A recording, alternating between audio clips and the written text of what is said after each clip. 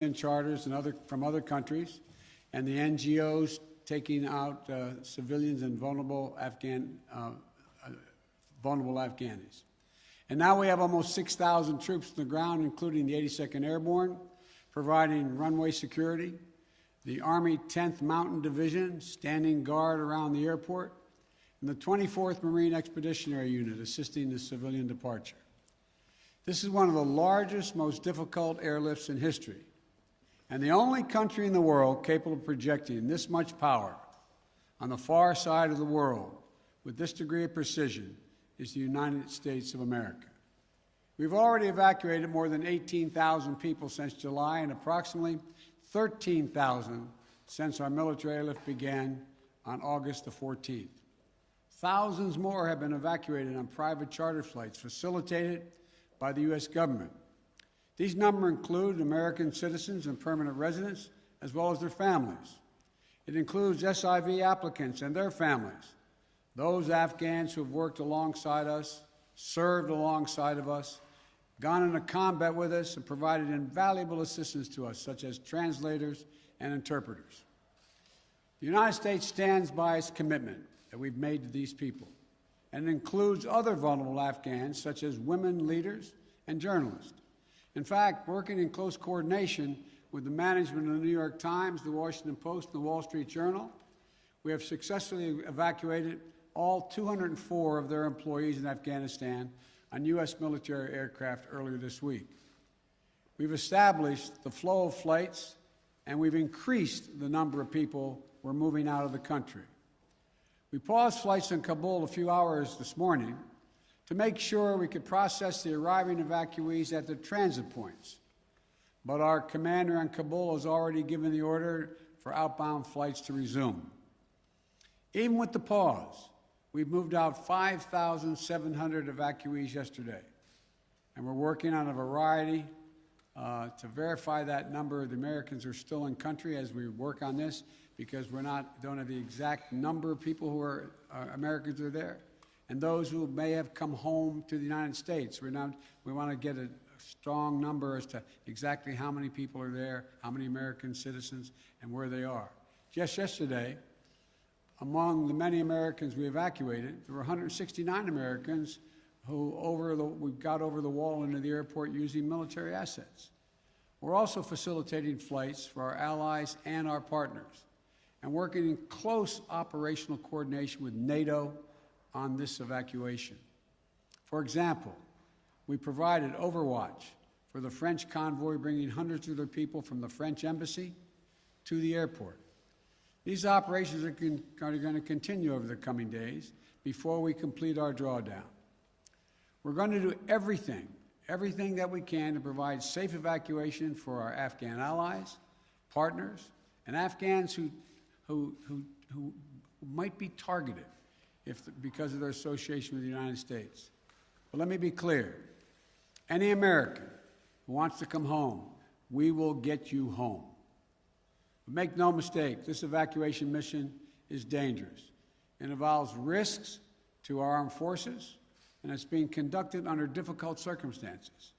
I cannot promise what the final outcome will be, or what it will be, that it will be without risk of loss. But as Commander-in-Chief, I can assure you that I will mobilize every resource necessary. And as an American, I offer my gratitude to the brave men and women of the U.S. Armed Forces who are carrying out this mission. They're incredible. As we continue to work the logistics of evacuation, we're in constant contact with the Taliban, working to ensure civilians have safe passage to the airport. We are particularly focused on our engagements on making sure every American who wants to leave can get to the airport. Where we have been seeing challenges with Americans, for Americans, we have thus far been able to resolve them. We've made clear to the Taliban that any attack on our forces or disruption of our operations at the airport will be met with swift and forceful response. We're also keeping a close watch on any potential terrorist threat at or around the airport, including from the ISIS affiliates in Afghanistan who were released from prison when the prisons were emptied. And because they are, by the way, and make everybody understand that the ISIS in Afghanistan have been the sworn enemy of the Taliban. I've said all along, we're going to retain a laser focus on our counterterrorism mission, working in close coordination with our allies and our partners, and all those who have an interest in ensuring stability in the region. Secretary Blinken is with me today, met this morning with our NATO allies in consultation about the way forward, so that Afghanistan cannot be used in the future as a terrorist base to attack the United States or our allies. For 20 years, Afghanistan has been a joint effort with our NATO allies. We went in together, and we're leaving together. And now we're working together to bring our people and our Afghan partners to safety. In the past few days, I've also spoken directly with the British Prime Minister, Mr. Johnson, Chancellor Merkel of Germany, and President Macron of France. We all agreed that we should convene, and we will convene, the G7 meeting next week, a group of the world's leading democracies, so that together we can coordinate our mutual approach, our united approach on Afghanistan and moving forward. We are united with our closest partners to execute the mission at hand. We've also discussed the need to work with the international community to provide humanitarian assistance, such as food aid and medical care for refugees who have crossed into neighboring countries to escape the Taliban, and to bring international pressure on the Taliban with respect to the treatment of Afghan people overall, but including Afghan, particularly women and girls. The past week has been heartbreaking. We've seen gut-wrenching images of panicked people acting out of sheer desperation. You know, it's completely understandable. They're frightened, they're sad, uncertain what happens next. I don't think any one of us can see these pictures and not feel that pain on a human level. Now we have a mission to complete in Afghanistan. It's an incredibly difficult and dangerous operation for our military. We have almost 6,000 of America's finest fighting men and women at the Kabul airport. And we're putting their lives on the line, and they're doing it in a dangerous place to save other Americans, our Afghan allies, and citizens of our allies who went in with us. You know, I talk to our commanders on the ground there every single day, as I just did an hour or so ago.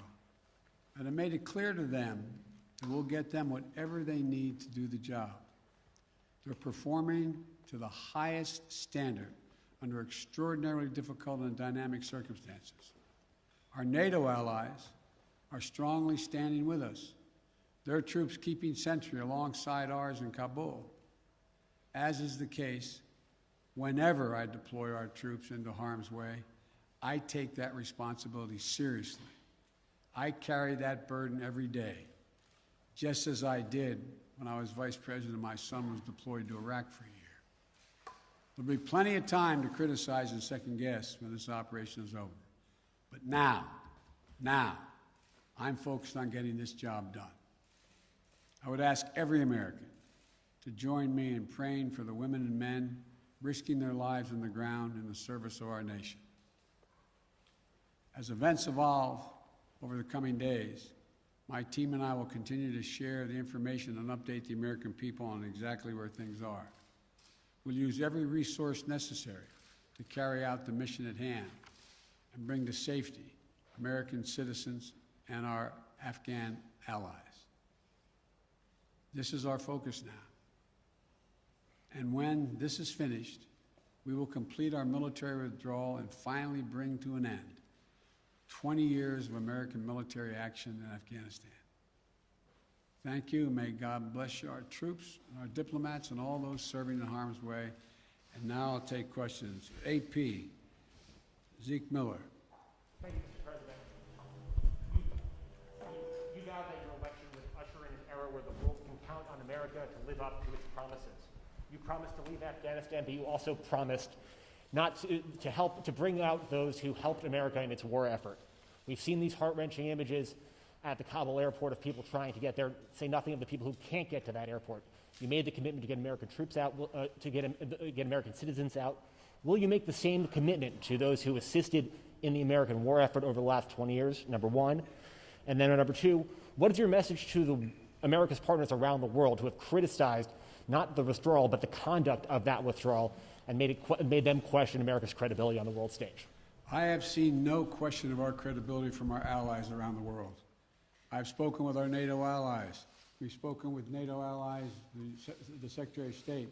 Our National Security Advisor has been in contact with his counterparts throughout the world and our allies, as has the General, I keep calling him a General, but my Secretary of Defense. The fact of the matter is, I have not seen that. As a matter of fact, the exact opposite I've gotten. The exact opposite thing is we're acting with dispatch. We're acting, committing to what we said we would do. Look, let's put this thing in perspective here. What interest do we have in Afghanistan at this point with al-Qaeda gone? We went to Afghanistan for the express purpose of getting rid of al-Qaeda in Afghanistan, as well as getting Osama bin Laden. And we did. Imagine, just imagine, if that attack, if bin Laden had decided with al-Qaeda to launch an attack from Yemen, would we ever gone to Afghanistan? Would there ever be any reason we'd be in Afghanistan? Controlled by the Taliban? What is the national interest of the United States in that circumstance? We went and did the mission. You've known my position for a long, long time. It's time to end this war. The estimates of the cost of this war over the last 20 years range from a minimum of $1 trillion to a think tank at one of the universities saying $2 trillion. That's somewhere between $150 million a day and $300 million a day. The threat from terrorism has metastasized. There's a greater danger from ISIS and al-Qaeda and all these affiliates in other countries by far than there is from Afghanistan. And we're going to retain an over-the-horizon capability that if they were to come back to be able to take them out, surgically move. So this is where we should be. This is about America leading the world, and all our allies have agreed with that. And by the way, before I made this decision, I was at the G7 as well as met with our NATO partners.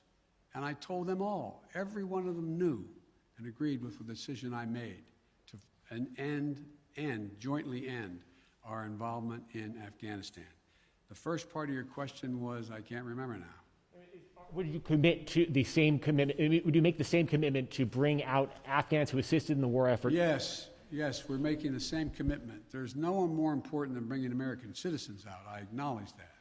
But they're equally important almost is all those SIVs we call them, who in fact helped us. They were translators. They went into battle with us. They were part of the operation. As well as we're also trying to get out as many NGOs, non-government organizations, women's organizations, et cetera.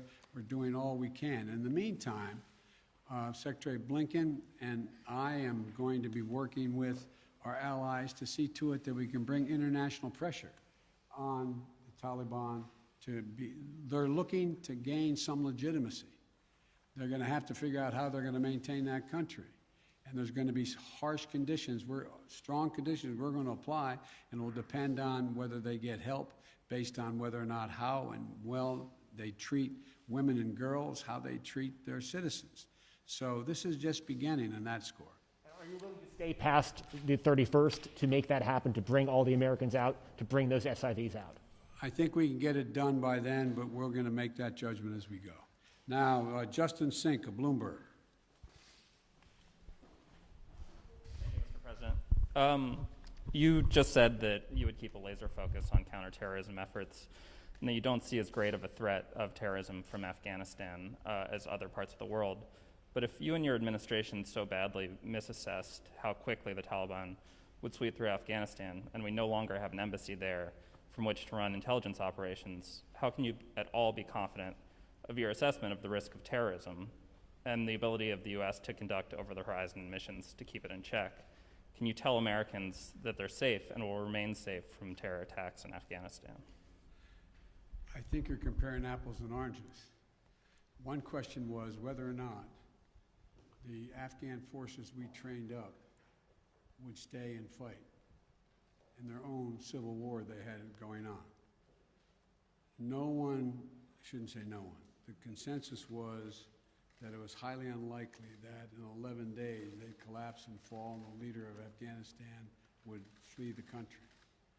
That's a very different question than whether or not there is the ability to observe whether or not large groups of terrorists begin to accumulate in a particular area in Afghanistan to plot against the United States of America.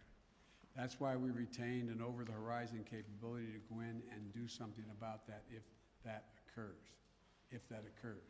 But in the meantime, we know what's happened around the world.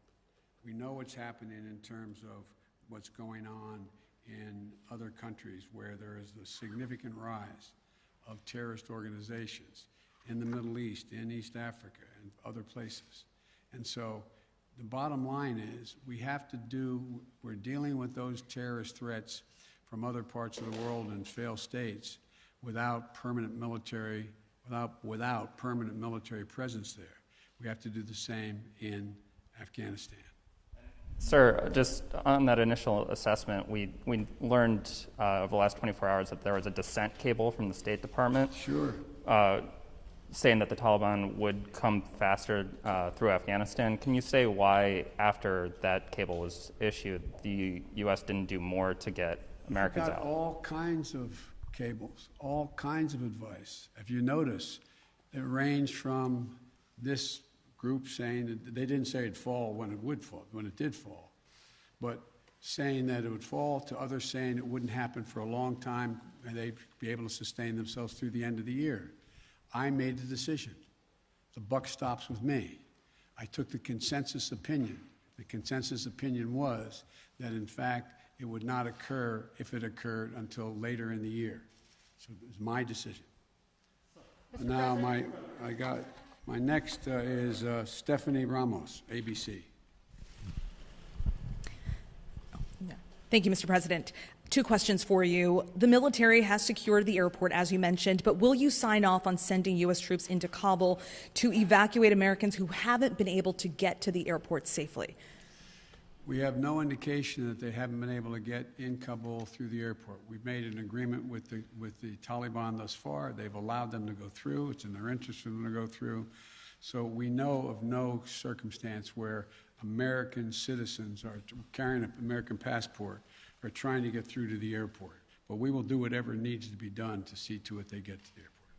And one more, Mr. President. Last month, my colleague Martha Raddatz interviewed Abdul, an interpreter who was on the front lines with U.S. forces in Afghanistan.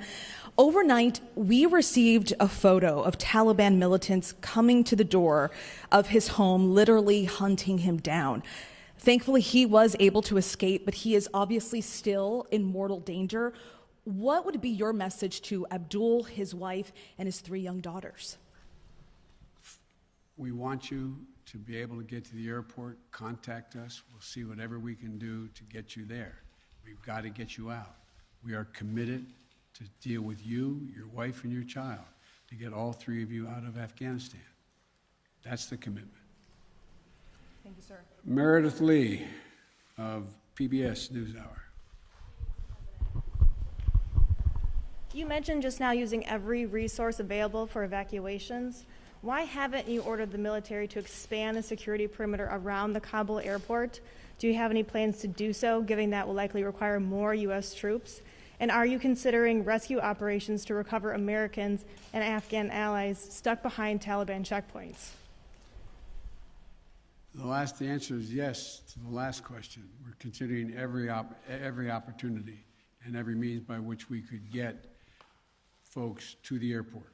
That's number 1. Number 2, the reason why we have not gone out and started and set up a perimeter way outside the airport in Kabul is that it's likely to draw an awful lot of unintended consequences in terms of people who, in fact, are not part of the Taliban. We've been in constant contact with the Taliban leadership on the ground in Kabul, as well as the Taliban leadership at Daho.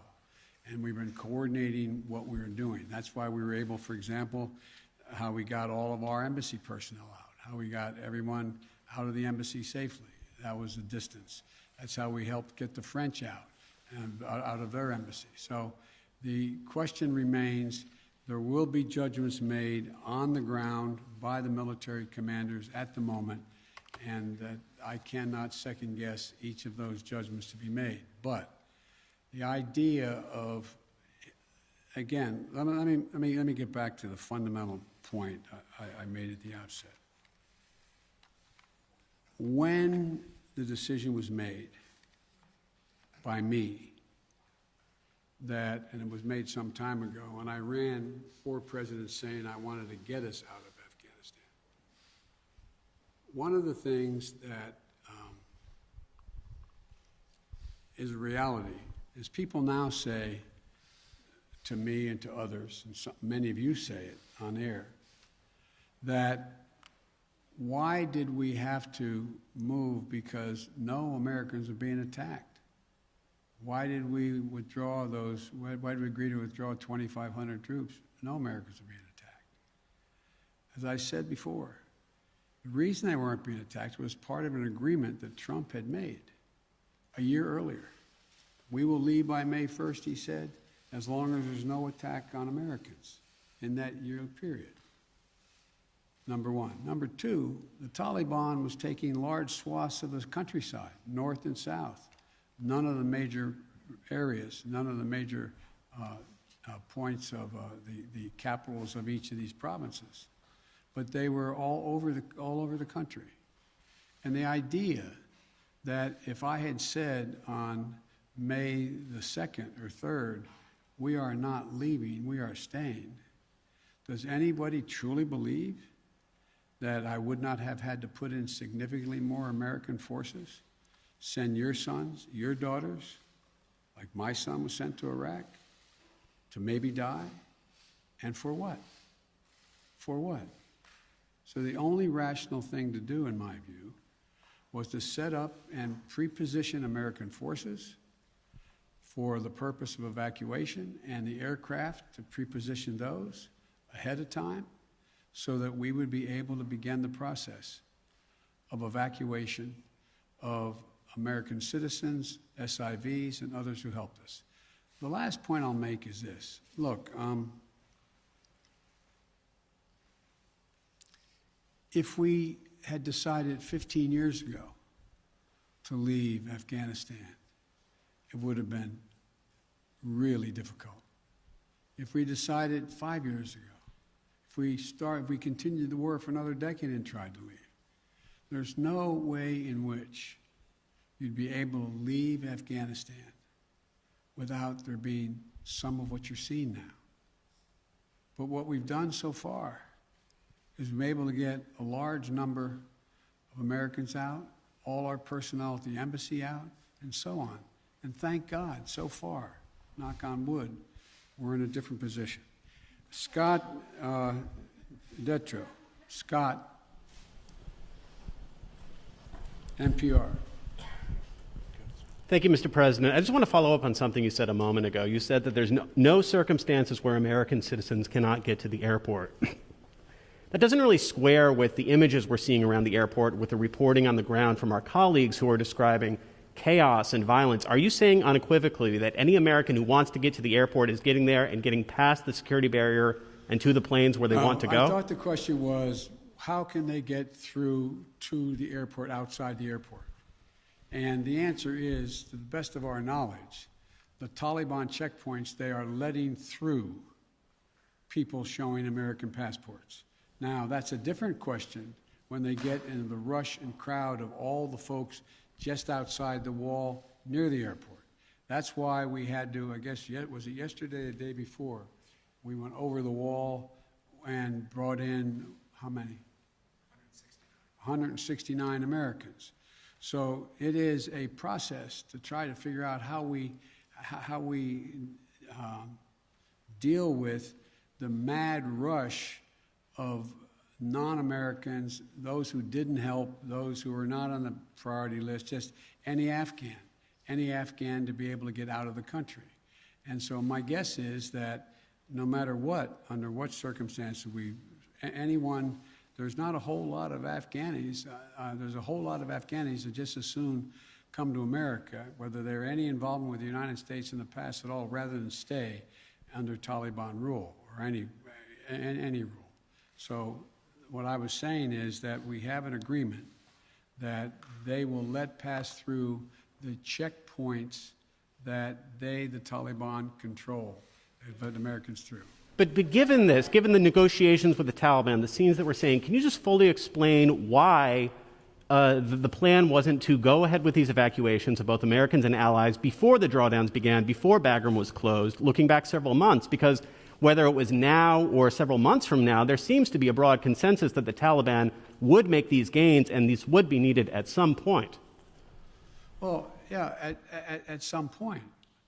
But the point was that although we were in contact with the Taliban and Doha for this whole period of time, at some point wasn't expected to be the total demise of the Afghan National Force, which was 300 persons. Let's assume the Afghan National Force had continued to fight and they were surrounding Kabul. Be a very different story. Very different story. But the overwhelming consensus was that they were not going to collapse. The Afghan forces, they were not going to leave. They were not going to just abandon and then put down their arms and take off. So that's what happened. Thank you very, very much. Thank you. Why do you continue to trust the Taliban, Mr. President? Why do you continue to trust their pledges, Mr. President?